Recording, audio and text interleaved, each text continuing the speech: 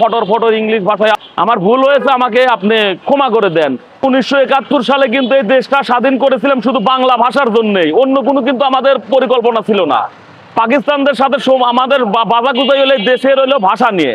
কিন্তু কালকে আমি এক যাত্রীর সাথে কথা বললাম, যাত্রীর সাথে এক রিক্সায় সে কারণ বাজার যাবে, কারণ বাজারে ভাড়া আসে, এক রিক্সাওয়ালা 150 টাকা চাইছে, সে বলছে হইলো 80 টাকা।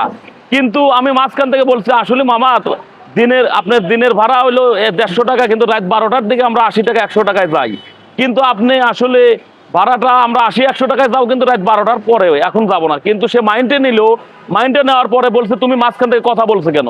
তখন হলো ওই যাত্রী আমাকে বলছে তুমি কেন মাঝখান থেকে কথা বলছো? আমি বললাম মামা আসলে আমার ভুল হয়ে গেছে, আমার ভুল হয়েছে, আমাকে আপনি ক্ষমা করে দেন। কিন্তু সে তা না বলে শুধু বারবারে বলছেই যে তুমি সরি বলো, সরি বলো। আসলে সরি বলবো কেন?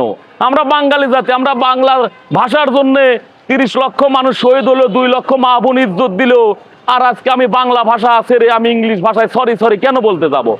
সে মানে না, সে বলে না সরি তোমাকে বলতে হবে, ভুল করছে এটা আমি মানি না, তুমি সরি বলবে কিনা বলো। তা আমি গরিব মানুষ, রিক্সা চালায় খাই, বাধ্যতামূলক আমি তখন সরি বললাম যে আসলে আমার সরি, আমার ভুল হয়েছে। কিন্তু সরি কেন বলবো?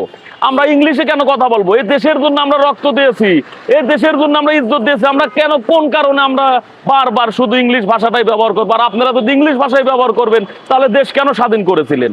আমি আমার প্রশ্ন রাখতে চাই, আমার ঢাকাবাসীর কাছে বলতে চাই, ঢাকা রিক্সাওয়ালারা তো অশিক্ষিত মানুষ, তারা তো লেখাপড়া কম জানে, আপনারা তাদের সাথে বাংলা শুদ্ধ ভাষায় কথা বলেন, অবশ্যই আপনারা ভালো উত্তর পাবেন। আপনারা এমন ভাষায় কথা বলেন যাই ভাষার আমরা কোনো উত্তর দিতে পারি না। বাংলা ভাষা, বাংলাকে মর্যাদা দিতে শিখুন, কারণ বাঙালি জাতি, বাংলা ভাষাটা যদি আপনারা বাঙালিকে বা বাংলা ভাষা যদি সম্মান না করেন, তাহলে কিন্তু 1971 সালে যে আপনারা দেশ স্বাধীন করেছেন আমরা হয়তো দেখি নাই। দেশ স্বাধীন করলেন বাংলা ভাষার জন্য, আর ফটর ফটর ইংলিশ ভাষায় আপনারা কথা বলেন, ইংলিশ ভাষা ছাড়েন, বাংলাকে সম্মান করেন, বাঙালি জাতিকে সম্মান করেন, গরিব মানুষকে সম্মান করেন। সবাই ভালো থাকবেন, সুস্থ থাকবেন। আসসালামু আলাইকুম।